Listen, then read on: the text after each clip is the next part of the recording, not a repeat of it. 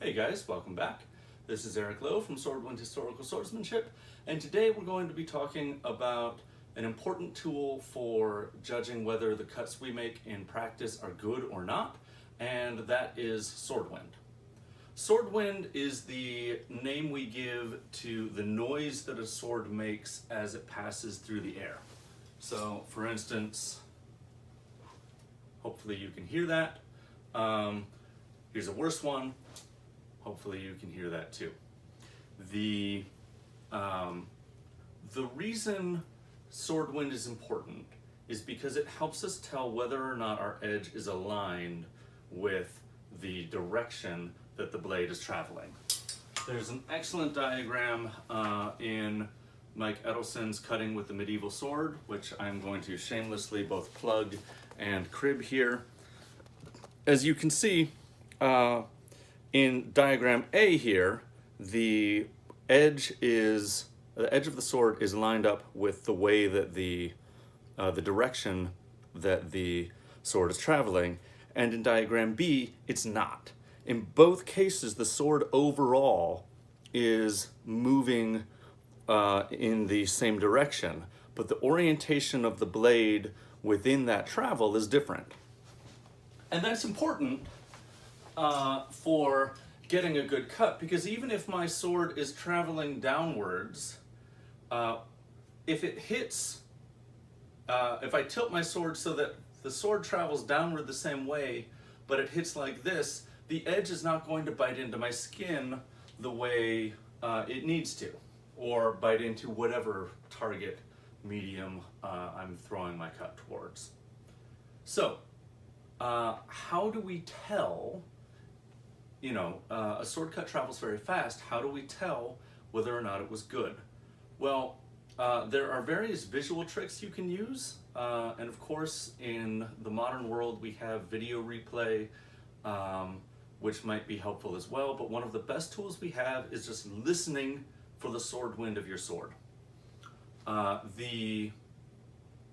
This is a concept which in historical European martial arts is described at least as far back as 1550 in Angelo Vigiani's treatise, where he explicitly talks about what we know to be true from both experimentation and triangulation from other arts, which is that the higher pitched the sword wind, the better aligned your blade is. Now that is relative to the shape of your blade. I've got two long swords here, one real, one not. These two blades, because they have different shaped blades, create different, have a different range of noises that they can make through the air. But for any given blade, the higher pitched you can make that sound, the better. So how do we calibrate that? Well, the easiest way is to find a really quiet, fairly enclosed room, like the one I'm filming in right now, and then take your blade and swing it really flat. So I'm gonna hold my blade on my shoulder here with the flat completely facing forward, swing, and listen for the sound that makes. Okay, I don't know if you could hear that. That was a really kind of, it was a very quiet, very flat sort of whooshing noise. If I try and put my edge on target, then I get something like this. I don't have to be a super talented musician to be able to hear the difference between those two. The point is not the precise pitch that the second cut made, it's the fact that it was higher than the one that I know is bad. Let's do a couple, let's do two and see if we can hear the difference. Okay. Hopefully you could hear that the second cut was higher pitched there. If you were listening really carefully, you might also have heard that there was a distinct difference in sound for the second cut up here versus down here. The importance of that is beyond the scope of this video. For the moment, the important thing to know is that you want to eliminate that if you can. Better. Worse. Much better. Hopefully you could hear you almost got a certain amount of whip crack there. Just to demonstrate that this is different for different kinds of swords, I'm going to do a couple with a side sword here. Right away you can hear this particular blade makes a much higher pitched noise when it cuts well. That has nothing to do with the quality of my cut. It is simply the voice of this particular sword. Here's flat. Better. Better. Worse. I deliberately turned the blade there. Hopefully you caught that before I said anything. The reason I bring this up is because when we are practicing cuts, you often want to know, you want to get some kind of feedback. It's very expensive and logistically a pain in the butt to be cutting tatami all the time. So if I want to cut a cheap medium, like air, how do I get my feedback? Sword wind is the way you get feedback on whether your edge was well aligned or not. A couple of ways you can tell, a couple of ways that your sword wind can go bad, and let's talk about things that don't make it go bad as well. The first thing is that the volume of your sword wind is not important. We are listening for pitch, not loudness. For instance, I don't know if you guys could hear that, but I could. That was a good pitch. It was very quiet because I moved my sword very slowly. But the pitch was correct because the orientation of my sword relative to the trajectory it was making was good. In a very small room, you can hear your sword wind quite clearly, even if you move at about that speed. I had a really dramatic example of this once visiting a friend in New York, where, as you may know, the apartments are generally tiny, and we were just in her bedroom playing around with sabers. Her bedroom was like the size of a closet, but you could hear the sword wind literally just doing that because the space was so small. If your sword wind is off, there are two things you want to look at. One is your orientation of the sword. Probably that has to do with how good your grip is. The second thing that might be the cause is that you are literally cutting crooked. So for instance, if I cut this from my right to my left,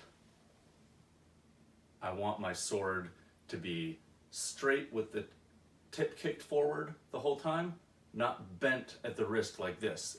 Even if my edge is otherwise right, if I kink my wrist like this, you can hopefully hear the difference in that. That was both crooked and rolled.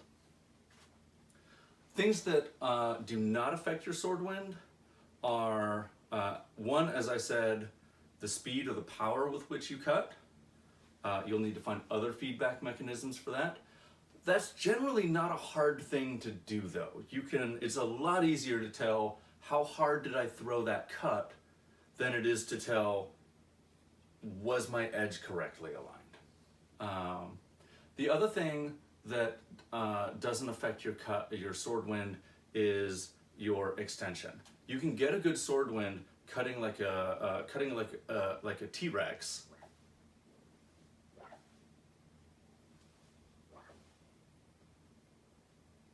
That doesn't make it a good cut. Which is the important, the second, or the second to last point I want to make about sword wind. A good sword wind does not make a good cut. That is not a good cut, but I can get a good sword wind off of it. Sword wind is strictly a tool for determining edge alignment. you get, there are a couple of, this is a fact that was kind of lost in some cultures. Matt Easton has related a humorous story about Victorian cavalry regiments where the regimental saber instructor was chosen, among other things, for who could make the loudest sword wind with his saber. Well, the ability to make a loud sword wind by itself says nothing. I can take a lightsaber, which has no edge at all, and make a very loud sword wind. But so what? Was my edge aligned there? Obviously not. This thing doesn't even have an edge. So I don't want people to overly fetishize their sword wind, but it is an important part of your practice cutting. And when you are throwing practice cuts and trying to determine which of those was good, your sword wind is an important part of that judging. What does that mean for practice? It means that you might need to find different places to practice.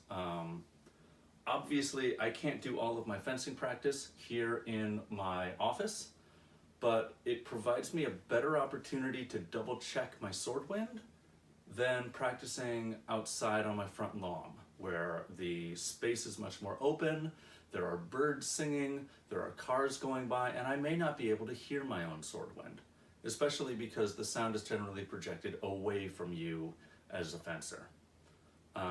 So when I want to calibrate that, I come back into a small space like this, and I do what I've been practicing. And I see, okay, well, was that good or not? The more you practice that, the more you begin to memorize the nuances of body configuration that produce proper edge alignment, and the more you can do it even when you can't hear it immediately after throwing the cut. Some people I know have practiced this on the side of their house, facing the wall so that the echo comes back to them. Some people have rooms in their house that work this way. Some people just have swords which are loud enough. One of the reasons I like these Castile side swords is that they're very, very loud, that they can practice outside, in which case, great. Whatever your living and practice environment looks like, you do need to find a place where you can practice throwing your cuts in a way that you can actually hear the sword wind that results. I hope this was helpful for you guys, and we'll be back soon with another video.